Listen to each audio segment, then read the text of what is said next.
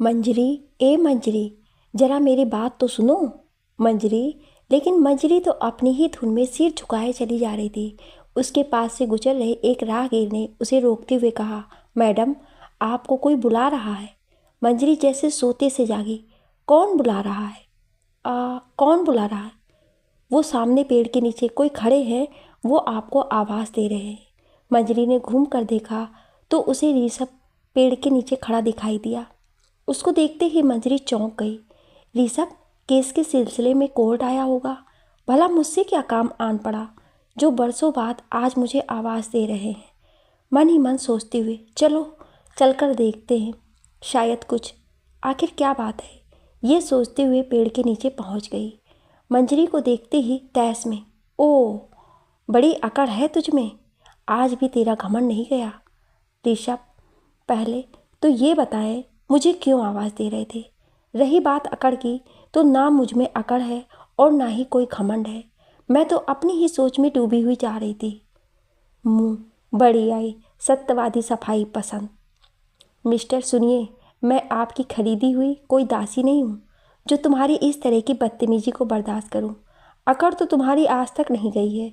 तुम जैसे कल थे वैसे ही आज भी हो। मिस्टर ऋषभ, अपने मतलब की बात करिए। तो चलो मुद्दे की ही बात कर लेते हैं। तुम मेरी प्रॉपर्टी मुझे वापस क्यों नहीं दे रही हो? तुम कुंडली मारकर उस पर बैठी हो। मेरी प्रॉपर्टी सीधी तरह से मुझे ट्रांसफ़र कर दो। मेहनत मैं करूं और तू ऐश करे। अगर तू ऐसा नहीं करेगी तो मैं तुझे देख लूँगा, दांत पीसते हुए। मुझसे बुरा कोई नहीं होगा। मंजरी ने बड़ी शांति से कहा, जो भी लेना है कोर्ट से लीजिएगा। मैं कुछ नहीं जानती। मैं भी तो वर्षों से कोर्ट की खाक छान रही हूँ। क्या आपने कभी संज्ञान लिया? आज किस हक से मुझसे प्रॉपर्टी मांग रहे हो? उस पर तो मेरा भी हक है। फिर क्यों पूछ रहे हो? मैं तुम्हें कहीं का नहीं छोड़ूंगा। तुमने मेरी ज़िंदगी ख़राब कर दी। मैं क्या बात करूं? ज़िंदगी तो तुमने मेरी ख़राब की है, और आगे क्या कहूँ। मंजरी कहना तो बहुत कुछ चाहती थी, लेकिन अपने आसपास भीड़ को इकट्ठे होते देखकर मंजरी अपने वकील की तरफ मुड़ते हुए बोली, अवस्थी जी चलिए, चलते हैं, अगली तारीख पर मुलाकात होगी। अवस्थी जी अपने रास्ते चले गए। मंजरी ने कोर्ट से बाहर निकलकर सामने से गुजर रही लोकल बस को देखते ही झट से बस में चढ़कर पीछे की सीट खाली देखकर उस पर बैठ गई और सीट से सिर टिकाकर आंखें बंद कर ली। वो कुछ पल अपने मन को सुकून देना चाहती थी ताकि अपने मन को समझा सके, मन में उमड़ते घुमड़ते हुए तूफानों को शांत कर सके। ऋषभ की तरफ से दायर किए गए केस के सिलसिले में मंजरी को कोर्ट आना पड़ता था। ऋषभ ने तलाक और प्रॉपर्टी से रिलेटेड केस दायर किए थे। लोअर कोर्ट से जीतने के बाद हाई कोर्ट में केस चल रहा था। आज उसी सिलसिले में दोनों हाई कोर्ट आए थे। ऋषभ, तुम जहाँ भी जाते हो बखेड़ा खड़ा करने से बाज नहीं आते हो। आखिर तुम्हारी क्या दुश्मनी है मुझसे? तुम मुझे क्यों इतना परेशान करते हो? मेरी तकलीफ को और बढ़ाते हो। प्लीज़ ऋषभ, बंद करो ये सब, मुझे चैन से जीने दो। वो मन ही मन बुदबुदाई। हेलो मंजरी, पढ़ाई के साथ तुम एक्स्ट्रा एक्टिविटीज़ में भी बहुत अच्छी हो। तुम्हें तो अन्य एक्टिविटीज़ में भी भाग लेना चाहिए। तुम सिर्फ लेखन और नाटक में ही पार्टिसिपेट करती हो, जबकि तुम्हारी आर्ट और म्यूज़िक भी इतनी अच्छी है। Wow, that's great. ऐसा बहुत ही कम लोगों में देखने को मिलता है। इतनी खूबियाँ किसी एक इंसान में हो। उसकी तारीफ में मुहर लगाते हुए उस युवक ने कहा, साहित्य मेरा पसंदीदा विषय है और लिखना, प्ले करना मुझे बहुत अच्छा लगता है, लेकिन फिर भी मेरी तारीफ के लिए आपका शुक्रिया, कहकर अपने दोस्त नेहा का हाथ पकड़कर कैंटीन से बाहर चली गई। वो सुदर्शन व्यक्ति, मनमोहक हाव भाव, आंखों की अजीब सी कशिश, चाल मदमस्त हाथी की तरह बिल्कुल हरफन मौला मस्त टाइप का इंसान। पता करने पर मालूम हुआ उसका नाम ऋषभ है। उसने इसी साल कॉलेज में एडमिशन लिया है। कॉलेज में वार्षिक उत्सव की तैयारियां चल रही थी। उसमें सभी लोग किसी न किसी एक्टिविटीज़ में पार्ट ले रहे थे। मंजरी भी एक प्ले कर रही थी। उसमें प्ले के अनुरूप एक नायक की आवश्यकता थी। उसने कई लोगों को देखा और बात की, लेकिन वो छवि उसे नहीं दिखाई दी जैसा एक नायक मैं वो चाहती थी। ऋषभ को युगल गाने के लिए एक फीमेल साथी की ज़रूरत थी जो उसके साथ सही तरह से गा सके। वो मंजरी को लेना चाहता था, या ये कहें कि वो उसके दिमाग पर इस कदर छाई थी कि वो किसी के बारे में सोच ही नहीं पा रहा था। हाँ, ये आग शायद दोनों तरफ लगी थी। मंजरी को इसके लिए कैसे मनाया जाए। उसने सोचा क्यों ना नेहा से बात की जाए। मंजरी से बात कैसे करें, कैसे कहें, ये बात उसको समझ में नहीं आ रही थी, क्योंकि मंजरी अपनी प्ले में ही बिजी रहती थी। मंजरी को मनाने का काम ऋषभ को ही सौंपा गया। ऋषभ ने भी चैलेंज लेते हुए, मैं कोशिश करता हूँ। थोड़ी देर में कैंटीन में मंजरी अपनी सहेली के साथ आई। मौका देखकर कैंटीन वाले को चाय समोसे का ऑर्डर देते हुए ऋषभ मंजरी के सामने वाली चेयर पर बैठ गया। कोई कुछ बोलता है, इससे पहले ही चाय समोसा टेबल पर आ गए। सबके साथ में उसने मंजरी को भी चाय और समोसे के लिए आमंत्रित किया। चाय को सिप करते हुए ऋषभ ने कहा, मुझे बात घुमा फिरा कर कहनी नहीं आती, इसलिए मैं आपसे रिक्वेस्ट कर रहा हूँ। आपको एतराज़ ना हो तो हम युगल गीत गाना चाहते हैं। क्या आप मेरे साथ युगल गीत गाएंगे? ये मेरी आपसे पर्सनल रिक्वेस्ट है, आप मना मत करिएगा। इतनी बेबाकी से बात करते हुए आंखों में लहराती हुई प्यार भरी कशिश को देखकर मंजरी उसकी बातों से इम्प्रेस हो गई। फिर भी मंजरी थोड़ा भाव दिखाते हुए मंजरी मुस्कुराकर, वैसे तो मुझे समय नहीं है, फिर भी मैं देखूंगी। वैसे मुझे प्ले के लिए एक कैरेक्टर की तलाश थी जो मुझे अभी तक मिल नहीं पाया है, मैं उसी को ढूंढ रही हूँ। ऋषभ भी मौके की तलाश में था। मंजरी की बात सुनकर बोला, अरे मंजरी, देखना क्या है, तुम हाँ बोलो, आज ही लास्ट डेट है नाम देने का। तुम मेरे साथ युगल गीत गाओगी? देखो मंजरी, मुझे निराश मत करना। तुम्हारे प्ले के लिए जिस कैरेक्टर की तलाश है उसमें तुम मुझे ले सकती हो। मैं खुशी खुशी वो प्ले करने को तैयार हूँ। बस फिर क्या था, दोनों ही मुराद पूरी हो गई। ऋषभ की बातों में गजब की कशिश थी। चाह कर भी मंजरी मना नहीं कर पाई। यूँ कहो स्वयं उसका भी मन था। उसने मुस्कुराते हुए हामी भर ली। अब तो हर दिन उन दोनों का मिलना होने लगा। दोनों एक साथ प्रैक्टिस करते। अब उनका काफ़ी समय एक दूसरे के साथ बीतने लगा। इसके चलते मैं कहूँगी वो इतना खो गया, अब एक पल की दूरी भी सह नहीं कर पाते थे। ऋषभ और मंजरी की पीएचडी का 4th ईयर था। ऋषभ कुछ देर भी दिखाई ना पड़ता तो वो उदास हो जाती। उसकी निगाहें बस ऋषभ को ही ढूंढती रहती और ऋषभ को देखते ही जैसे उसकी जान में जान आ जाती। एक बार किसी वजह से ऋषभ 2 दिन कॉलेज नहीं आ सका। मंजरी बेचैन हो गई। उसने फ़ोन भी नहीं किया कि वो क्यों नहीं आया। मंजरी ने उसके दोस्त से पूछा, वो उन्हें भी नहीं पता था। पूरे कॉलेज में सब जगह सूना सूना लगता था जैसे ऋषभ के बिना दुनिया ही नहीं है। मंजरी ने कई बार ऋषभ को फ़ोन मिलाया, लेकिन उसका फ़ोन स्विच ऑफ गया। ऋषभ की चिंता में वो खुद बीमार हो गई। जब ऋषभ कॉलेज आया तब उसे मंदिर की कहीं भी दिखाई नहीं दी। वो चिंतित हो उठा, मंजरी आखिर कहाँ गई, कॉलेज क्यों नहीं आई। जब उसे कुछ पता नहीं चला तब उसने मंजरी की सहेली नेहा से पूछा। नेहा ने उसे बताया, तुम्हारे ना आने की वजह से वो बहुत परेशान हो गई। इसी फिक्र में खुद बीमार हो गई। इसमें परेशान होने वाली क्या बात थी, वो मुझे फ़ोन कर सकती थी। मंजरी ने फ़ोन भी नहीं किया। मंजरी ने तुम्हें फ़ोन किया था, लेकिन तुम्हारा फ़ोन नॉट रीचेबल जा रहा था। ओह सॉरी, तबीयत ख़राब होने की वजह से मैं अपना फ़ोन चार्ज नहीं कर पाया था। सच में नेहा, मंजरी भी बहुत परेशान हो गई होगी। ओह शो तो है, वो परेशान नहीं, पागल हो गई तुम्हारे लिए। नेहा ने सरापा से गोल गोल आंखें घुमाते हुए मुस्कुराकर बताया। इस बात से ऋषभ को बहुत दुख हुआ और अपनी गलती का एहसास भी हुआ। वो मंजरी को देखने और उससे मिलने के लिए आतुर हो गया। उसने नेहा के साथ उसके घर जाने की इच्छा जाहिर की, लेकिन नेहा ने मना करते हुए कहा, मैं तुम्हारी बात कराती हूँ। नेहा ने फ़ोन लगाया, फ़ोन मंजरी ने ही उठाया। नेहा ने जब बताया ऋषभ तुम्हें पूछ रहा है और तुमसे बात करना चाहता है, तब मंजरी भी व्याकुल हो गई। मंजरी लाइन पर है ये जानते ही ऋषभ ने तुरंत फ़ोन ले लिया और मंजरी से बात की। बात करके दोनों को बहुत खुश हुए। दूसरे दिन मिलने का वादा कर फ़ोन रख दिया। जब दोनों ने एक दूसरे को देखा तब जाकर उनके मन को करार मिला। उन्हें लगता था कि दिन यहीं पर थम जाए। सूर्य देवता यूं ही आसमान में अपनी आभा बिखेरते रहें और चंदा मामा रात्रि की कालिमा को अपने आगोश में ना समाने पाए। इस दिन की कभी शाम ही ना हो और दोनों ही एक दूसरे को बैठकर यूं ही देखते रहें। आंखों ही आंखों में प्यार के लहराते सागर में हौले हौले समाते रहें। मंजरी, इस प्यार का रस इतना मीठा कैसे होता है? इसका नशा तो किसी शराब के नशे से भी अधिक होता है, जो इंसान को चुंबक की तरह अपनी तरफ खींचता है और उसका सुरूर किसी महंगी ब्रांडेड शराब में भी क्या होगा। ये वो जादू है जो सर चढ़कर बोलता है। कुछ ऐसा था उनका प्यार। ऋषभ को गाने का बहुत इंटरेस्ट था। वो हमेशा गुनगुनाया करता था, मंजरी डियर, 4 दिन बाद से सीनियर्स की फेयरवेल पार्टी है, क्यों ना हम एक गाना तैयार करके उन सीनियर्स को समर्पित करें। ये तो बहुत ही अच्छा विचार है।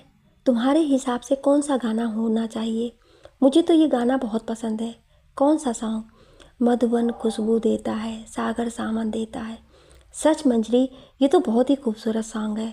चलो हम इसकी तैयारी करते हैं। फेयरवेल पार्टी में उन्होंने युगल गीत गाना शुरू किया। मधुबन खुशबू देता है, सागर सावन देता है, जीना उसका जीना है जो औरों को जीना देता है। गाने के बोल सुनते ही पूरे हॉल में स्तब्धता छा गई और गाना समाप्त होते ही पूरा हॉल तालियों की गड़गड़ाहट से गूंज उठा। उसको बेस्ट ड्यूट सॉन्ग का प्राइज से नवाजा गया। उनकी आवाज़ में इतनी मिठास भरी कशिश थी कि हर कोई उस आवाज़ का मुरीद हो गया। अब तो हर प्रोग्राम में दोनों की सहभागिता होने लगी। इसी के साथ साथ ऋषभ और मंजरी के दिल और भी नज़दीक आते चले गए। वे दोनों एक दूसरे के पूरक थे। उनके बिना एक दूसरे का अस्तित्व ही नहीं था। उनको पूरा कॉलेज जानने लगा था। उनके प्यार की चर्चा सबकी जुबान पर थी। एक दिन मंजरी बहुत उदास थी। ऋषभ ने उदासी का कारण पूछा तो मंजरी ने बताया, घर में मेरी शादी की बातचीत चल रही है। कल मुझे लड़के वाले देखने आ रहे हैं। इसमें कौन सी बुरी बात है? सज संवर कर तैयार हो जाना हलाल होने के लिए, शरारत से ऋषभ ने कहा। ऋषभ के मुंह से इतना सुनते ही मंजरी नाराज होकर उठकर चल दी। मंजरी को नाराज होते देख ऋषभ ने आगे बढ़कर उसका हाथ पकड़कर रोक लिया। उसके कंधे पर हाथ रखकर कहने लगा, डियर, क्या बात है? तुम नाराज क्यों हो गई मेरी बात से? तो फिर क्या करूं? यहाँ टाइम वेस्ट करने से क्या फ़ायदा? तुम यहीं पर बस बातें ही बनाते रहना। मैं घर जाती हूँ। नाराज होते हुए अपने कंधे पर से हाथ हटाने की कोशिश करने लगी। इस प्रयास में उसकी आंखें डबडबाकर छलक आईं। ऋषभ उसका आंसुओं भरा चेहरा अपनी हथेली में उठाते हुए, तुम चिंता क्यों करती हो? वो कल आएंगे ना। लेकिन मैं आज ही तुम्हारे घर आऊँगा और तुम्हारे पापा से तुम्हें मांग लूँगा। अब तो खुश हो जाओ ना मेरी जान। कहते हुए उसने अपने सीने से लगा लिया। ऋषभ की बात सुनकर मंजरी की आंखों में चमक आ गई। ऋषभ के सीने में सिर छुपाए हुए ही वो खुश होते हुए, तुम सच कह रहे हो ऋषभ, तुम आओगे ना? हाँ मेरी जान, मैं ज़रूर आऊँगा। तुम आज शाम को मेरा इंतज़ार करना। शाम को मंजरी बड़ी बेसब्री से ऋषभ के इंतज़ार में पलक पावड़े बिछाई थी।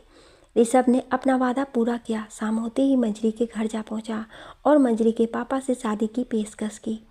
पापा ने भी जब जाना कि वह शहर के अच्छे प्रतिष्ठित परिवार का बेटा है और मंजरी को बेइंतहा प्यार करता है। एक पिता को और क्या चाहिए? एक बेटी को प्यार करने वाला और सारी खुशियां देने वाला लड़का घर बैठे ही मिले तो फिर ना करने का कोई सवाल ही नहीं उठता है। ये सब कुछ देख सुनकर उन्होंने भी बिना कुछ कहे हाँ कर दी। बस फिर क्या था। दोनों परिवारों की सहमति से मंजरी और ऋषभ का ब्याह बड़ी धूमधाम से संपन्न हो गया।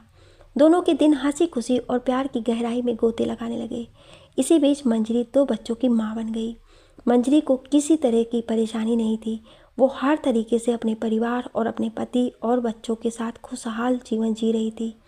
समय बदला और ऋषभ ठेकेदारी के चक्कर में नेताओं का साथ हो गया। इस वजह से उसे सरकारी ठेके मिलने लगे। उसकी महत्वाकांक्षा उड़ान भरने लगी और वह स्वयं को सर्वशक्तिमान समझने लगा। सरकारी ठेके लेन देन के चक्कर में हर तरह के उल्टे सीधे काम भी करने लगा। ऊंचे तक पहुंच बनाने के लिए वो साम दाम दंड भेद के माध्यम से सामान्य कार्यों को भी असमान तरीके से सर्वसुलभ कराने लगा। कुछ उच्च महत्वाकांक्षाओं और ऊंची रसूखदार लोगों से ताल्लुक़ रखने के कारण गलत कार्यों को भी सही समझने लगा। उसकी नज़र में कुछ भी गलत नहीं था। हर चीज़ उसके लिए सामान्य और सुलभ होने चाहिए। गलत संगत के कारण अवगुण उसमें समाहित होने लगा। ठेकेदारी में ही उसकी संबंध हर तरीके के लोगों से हो गया। अब वो देर से घर आने लगा, शराब भी पीने लगा। इसके अलावा उसके अंदर और भी बुराइयां धीरे धीरे घर बनाने लगी। इन बुराइयों का वो आदी होने लगा। इन सब बातों में उसे कुछ भी गलत नहीं नज़र आ रहा था। गलत संगत के कारण उसके संबंध गलत लोगों से बनने लगे। कहते हैं गलत तरीके से कमाई लक्ष्मी अधिक दिनों तक नहीं टिकती। गलत तरीके से कमाया हुआ पैसा गलत कामों में ही स्वाहा होने लगा। मंजरी ने बहुत समझाने की कोशिश की, लेकिन ऋषभ तो समझने का नाम ही नहीं लेता था। वो दिन पर दिन चिड़चिड़ा होने लगा। वो मंजरी को टोका टाकी के कारण वो मंजरी को ही भला बुरा कहने लगा। कई कई दिन वो घर से बाहर रहने लगा। ऐसे में मंजरी छोटे छोटे बच्चों को लेकर कहाँ जाए, क्या करे। जब बुरा वक्त आता है तो हमारी अच्छाई भी लोगों को गलत लगने लगती है। इंसान के अच्छे काम को भूलकर उन्हें गलतियों पर अपना पूरा ध्यान केंद्रित रखते हैं। कल तक जो अपने साथ थे, बुरे वक्त में हमारे साथ में खड़े होना नहीं पसंद करते हैं। यही मंजरी के साथ भी हुआ। ऋषभ की गंदी आदतों की वजह से उसके परिवार वाले उसका साथ नहीं देते थे। ऊंचे लोगों से संबंध होने की वजह से उसके मुंह पर उसे गलत भी साबित नहीं कर सकते थे, क्योंकि उनके गलत कार्यों को सही करवाना ऋषभ का ही काम था। कुल मिलाकर उसका विरोध करने का साहस किसी में नहीं था। व्यसनों में लिप्त होने की वजह से और अपने काम में पूरा समय नहीं दे पाता था। मंजरी जब भी घर खर्च के लिए पैसे मांगती तो वो मना कर देता। आए दिन वो मारपीट करने लगा। ऋषभ को देखते ही बच्चे डर से सहम जाते। एक दिन मंजरी के बेटे अनिकेत का एक्सीडेंट हो गया। उसे हॉस्पिटल में एडमिट कराया गया। सर में काफ़ी चोट थी। डॉक्टर ने ऑपरेशन के लिए बोला, जिसके लिए उसे पैसों की आवश्यकता थी। मंजरी के पास उस समय इतने रुपए नहीं थे। उसने ऋषभ को फ़ोन किया, लेकिन उसका फ़ोन नॉट रीचेबल जा रहा था।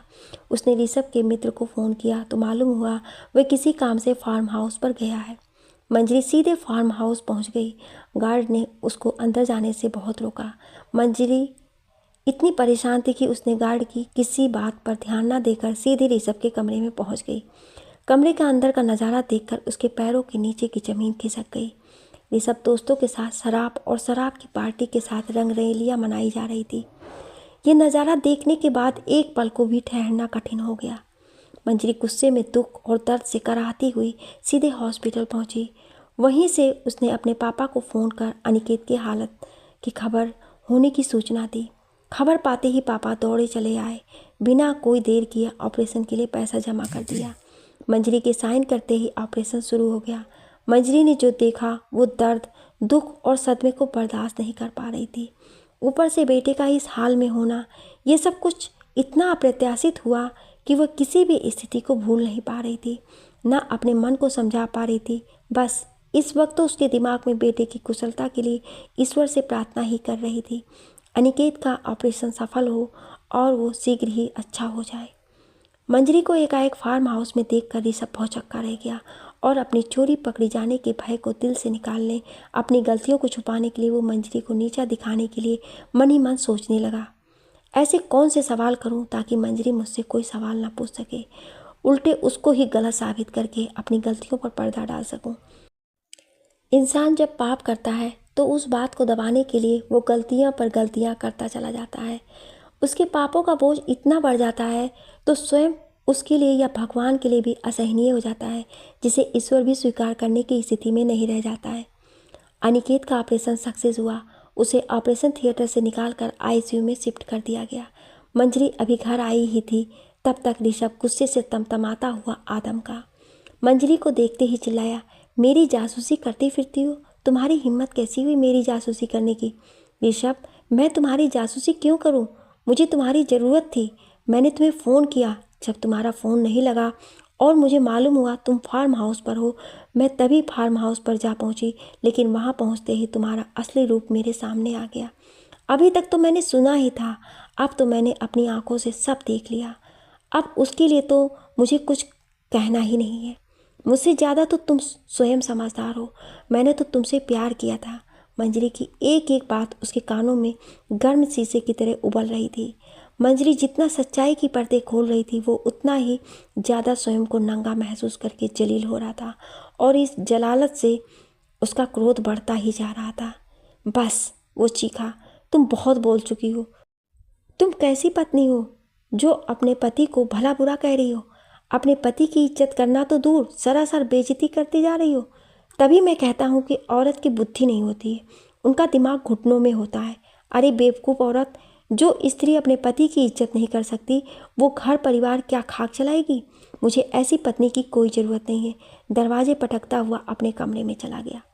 ऋषभ की बातें सुनकर मंजरी तो सिसकते हुए तुम मेरे ऋषभ नहीं हो सकते। तुम जो कभी होते थे मुझ पर जान छिड़कते थे, मेरा हमदम, मेरा हमसाया बनकर चलने वाला ऋषभ तो कहीं खो गया है। मेरा भी सब कुछ खो गया है। तुम्हारी व्यस्तता ने मेरा समय ही चुरा लिया। मुझे क्या पता तुम्हारी व्यस्तता रंगरेलियाँ मनाने में रही। मैं अपने दुख व तकलीफ किससे कहूँ। मैं तो तुम्हारे लिए, तुम्हारे प्यार की खातिर तुम्हारे साथ जी रही थी। तुम मेरा अभिमान थे। तुमने मेरे उस अभिमान को ही मिटा दिया। अपने साथ साथ तुमने मुझे भी ख़त्म कर दिया। मैंने अपनी पसंद की शादी की, इसलिए अपनी समस्या व तकलीफ किसी से बांट भी नहीं सकती। ऋषभ कमरे में बैठा हुआ मंजरी की एक एक बात सुन रहा था, जो उसके कानों में गर्म शीशे की तरह पिघल रही थी। वो मन ही मन सोच रहा था कि सच ही तो कह रही है। सच में मैंने उसके साथ गलत ही तो किया है। तभी उसका पुरुषत्व पुनः जाग उठा। अरे, पुरुष तो ये करते ही हैं। पुरुषों के लिए सब जायज़ है। घर में रहना, बच्चों को पालना, घर चलाना तो औरतों का काम है। नहीं नहीं, वो भला ऐसे कैसे कह सकती है। रोते हुए तुमने मेरे प्यार का भी बहुत अच्छा सिला दिया। घर की परेशानियों से तुम्हें क्या मतलब। बच्चों के साथ क्या हुआ, तुम्हें अपनी अय्यासी के आगे किसी की भी कोई भी वास्ता नहीं है। कमरे से बाहर आकर चीखते हुए, कौन सा पहाड़ टूट पड़ा था जो तुम्हें वहाँ आना पड़ गया। ऐसा कौन सा कहर ढा गया था तुमसे थोड़ा सा भी सब नहीं हुआ। इन बातों को सुनकर मंजरी तिलमिला गई। वो तड़प उठी, क्या कह रहे हो तुम। कौन सा पहाड़ टूटा था। तो सुनिए, पहाड़ ही टूटा है। आप जानते हैं, आपके बेटे अनिकेत का एक्सीडेंट हो गया था। घर में इतने पैसे नहीं थे कि उसका ऑपरेशन कराया जा सकता है। बेटे अनिकेत के बारे में सुनकर वो घबरा गया। क्या हुआ अनिकेत को। तुम मुझे फ़ोन नहीं मिला सकती थी। मिलाया था, लेकिन आपका फ़ोन नहीं लगा, इसलिए मुझे वहाँ आना पड़ा। और अच्छा ही हुआ जो मैं समय पर वहाँ पहुँच गई और तुम्हारी सच्चाई को जान गई। अनिकेत का एक्सीडेंट सुनकर ऋषभ हड़बड़ा गया। मंजरी को ही दोष देता हुआ, सब तुम्हारी लापरवाही से हुआ, कहते हुए मंजरी को ही कोसने लगा। तैस में आकर मंजरी को ही घर से निकल जाने को आदेश देते हुए, मैं तुम्हें अब और सहन नहीं कर सकता हूँ। तुमने मेरी ज़िंदगी नरक कर दी है। तुम जा सकती हो यहाँ से। तुम्हें मुझसे और मेरे बच्चों से कोई मतलब नहीं है। आज तुम्हारी वजह से मेरा बेटा हॉस्पिटल में। आज से मेरा और तुम्हारा रिश्ता हमेशा के लिए ख़त्म। तुम मेरे और मेरे बच्चों की ज़िंदगी से बाहर निकल जाओ, हम भी सुकून की ज़िंदगी जी सके। ये कहते हुए उसने मंजरी का हाथ पकड़कर घर से बाहर धक्का देकर निकाल दिया। मंजरी रोती गिड़गिड़ाती रही, लेकिन ऋषभ पर उसका कोई असर नहीं हुआ। शायद वो अपने किए हुए कुकर्मों के उजागर होने की वजह से इतना आहत था कि मंजरी कुछ कहती या करती उससे पहले ही उसने मुझे बेइज्जत कर घर से बाहर का रास्ता दिखा दिया। मैं भी कहती किससे थे तो क्या कहती, उसकी ब्याही या बेशर्मी की कहानी, या फिर अपने दुख और दर्द की जुबानी। मैं तो निशब्द थी, निशब्द ही रह गई। सब कुछ लुटाकर अपने घर से बेघर होकर जब मैं हॉस्पिटल पहुंची तो वहां भी ऋषभ के गार्ड ने अंदर जाकर बेटे से मिलने से मना कर दिया। कोई रास्ता ना देखकर पापा मुझे अपने साथ घर ले आए। उसके बाद मैं कुछ सोचती या कह पाती उससे पहले ही मुझे तलाक का नोटिस आ गया। तभी कंडक्टर ने कहा, मैडम आपको कहाँ जाना है। अब बस इसके आगे नहीं जाएगी। मैंने चौंक कर आंखें खोली। बस स्टॉप पर खड़ी थी। मेरी मंजिल यही थी। मैं बस से उतरकर अपने घर की तरफ चल दी। घर का लॉक खोलकर अंदर घुसते ही एसी खोलकर सोफे पर बैठ गई। मुझे लगा प्यास से गला सूख रहा है। फ्रिज से बोतल निकालकर पानी पिया और वहीं सोफे पर लेटकर शांत करने लगी। आज का वाकया सब कुछ चलचित्र की तरह आंखों के सामने घूम रहा था। तलाक का नोटिस पाकर मैं तो अंदर से टूट गई। कई बार मैंने ऋषभ और बच्चों से मिलने की कोशिश की, लेकिन ऋषभ ने मिलने से मना कर दिया। उसके बाद ना उसने बच्चों से मुझे मिलने दिया और ना खुद मिला। मैं बच्चों के बिना तड़पती रही, घुटती रही, अंदर ही अंदर इतना टूट गई। सब कुछ गंवा देने के बाद एक दिन भवावेश में आकर माँ की रखी हुई ढेर सारी स्लीपिंग पिल्स खा ली। कुछ समय के बाद मेरी तबीयत बहुत ख़राब हो गई और मैं बेहोश हो गई। माँ ने जब मुझे बेहोशी की हालत में देखा, तुरंत पापा और भाई मुझे अस्पताल लेकर गए। वहाँ पर मेरा ट्रीटमेंट चला, दवाइयाँ देकर ठीक किया गया। तभी माँ पापा को पता चला कि मैंने आवश्यकता से अधिक स्लीपिंग पिल्स खाई थी। उसी वजह से मेरा ये हाल हुआ था। ठीक होकर घर आने पर मुझे पापा ने प्यार से समझाया, बेटा कुछ खो देने से ज़िंदगी नहीं ख़त्म होती है। ज़िंदगी तो संघर्षों का नाम है। अगर ज़िंदगी में संघर्ष नहीं तो जीवन कैसा। बेटा जो होना था वो हो गया। लेकिन जीवन में संघर्ष करने से मत घबराओ। परिस्थितियों का मुकाबला डटकर करो। तुम्हें कुछ हो जाता तो तुम्हें ही गलती साबित किया जाता। तुम खुद को सही साबित करो, जिंदगी जियो और खुद को सही साबित करो। अब यही तुम्हारा एक लक्ष्य होना चाहिए। पापा की बात मुझे समझ में आ गई। उनके शब्दों ने मुझ पर जादुई असर किया। मैंने भी अपने मन में दृढ़ संकल्प कर लिया कि मुझे किसी भी कीमत पर हार नहीं मानना है। बस मैंने उसी दिन से स्वयं को खड़ा होने और हिम्मत जुटाना शुरू कर दिया। मेरे प्रयासों से एक कॉलेज में मुझे लेक्चरर की नौकरी मिल गई। वहाँ काम करने लगी। मायके में रहने से किसी को असुविधा ना हो, इसलिए मैंने स्वयं सेल्फ डिपेंड होने के लिए एक किराए का घर ले लिया। वहीं अपनी गृहस्थी जमा ली। सर्विस के साथ कोर्ट कचहरी भी करती रही। बच्चे ऋषभ से छिपकर कभी कभी मुझसे मिल लेते थे। मेरे ना होने से बच्चे दिन भर घर में अकेले रहने की वजह से स्वयं को यतीम महसूस करने लगे थे। वहाँ बच्चों की उस घर में ढंग से परवरिश नहीं हो पा रही थी। मैंने अपने बच्चों को वापस लेने के लिए ऋषभ पर मुकदमा कर दिया। मेरे ना होने से घर बिखर गया। ऋषभ को भी सब खुली छूट मिल गई। अब जो काम वो बाहर करता था वो कभी कभी घर में भी करने लगा। रोज़ दावतें पार्टियाँ होने लगी। बच्चों को हॉस्टल में डाल दिया। अब बच्चे माँ से तो दूर थे, पिता से भी दूर हो गए। माता पिता दोनों के प्यार से मरहूम हो गए। रोज़ पार्टियों और दावतों में पैसा खर्च होने लगा। कमाई पर ध्यान नहीं गया। ऋषभ का सारा पैसा धीरे धीरे ख़त्म होने लगा। एक दिन वो आया जब उसके पास सारी प्रॉपर्टी सब कुछ ख़त्म हो गया। जो अगर कुछ बचा था तो वो जो मंजरी के नाम की अचल संपत्ति थी। अब ऋषभ की निगाह मेरी संपत्ति पर थी। इसी अचल संपत्ति के लिए आज वो कोर्ट में मंजरी से बहस कर रहा था। बच्चों के भविष्य को सोचकर मैं अपनी अचल संपत्ति ऋषभ को नहीं देना चाहती थी। ऋषभ ने इस संपत्ति को बेचकर ख़त्म कर दिया है। का क्या होगा? मेरे बच्चे कहाँ जाएंगे? तब मेरे बच्चों का आज केस का फैसला होना था। मंजरी ने अपने लायर अवस्थी को सब समझा दिया। मुझे मेरे बच्चे दिला दीजिए। फैसला मेरे हाथ में ही आना चाहिए। कोर्ट की सीढ़ियाँ चढ़ते हुए उसका सामना ऋषभ से हुआ था। आज ऋषभ कुछ कमज़ोर हुआ, थोड़ा शांत लग रहा था। तमाम बहस, दलीलों और गवाही के बाद जब जज ने फैसला सुनाया, एक प्लाट और अनिकेत अपने पापा के साथ रहेगा। रिया और शेष 2 प्लाट मंजरी के पास रहेंगे। बच्चों की जिम्मेदारी उठाने के लिए प्लाट के कागज़ माता पिता को सौंप दिए गए। इसके बावजूद जब बच्चों का मन हो तो वो अपनी माँ या पिता से मिल सकते हैं। उनके ऊपर किसी का कोई दबाव नहीं रहेगा। कोर्ट के इस फैसले से मैं तो संतुष्ट थी, लेकिन ऋषभ का पता नहीं। सब के बाद एक कसक, एक टीस रह गई। इन अधूरी चाह, ऋषभ से तलाक का अंतहीन केस जो मैं उसे देना नहीं चाहती। लिखने और बोलने में कोई त्रुटि हुई हो उसके लिए क्षमा प्रार्थी हूँ। आपको ये कहानी कैसी लगी हमें कमेंट करके ज़रूर बताएं और ऐसी ही इंटरेस्टिंग कहानियाँ सुनने के लिए हमारे चैनल को सब्सक्राइब ज़रूर करें। Thank you.